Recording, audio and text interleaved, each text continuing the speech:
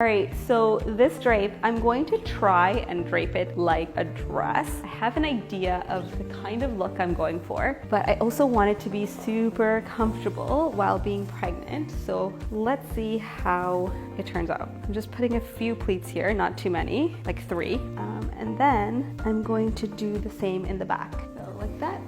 And I'm gonna do 3 pleats in the back as well. Super narrow pleats, and really the pleats are just to be able to walk and not have the sari too tight around me, and I'm just gonna tuck that in. And then I'm gonna take the rest, pleat the pallu, and what you're trying to go for is a super long pallu. And because you only took 3 pleats in the front and the back, you should have plenty of sari left over for a long, dramatic pallu. The reason I gravitate towards these kinds of drapes when I'm pregnant is because when you add the waist chain, you can kind of do an empire waist and it'll look great. Even if you're not pregnant, adding a waist chain to your natural waist will look great too. It's just super comfortable drapes that I find myself going for when I'm pregnant. So this is another one of those.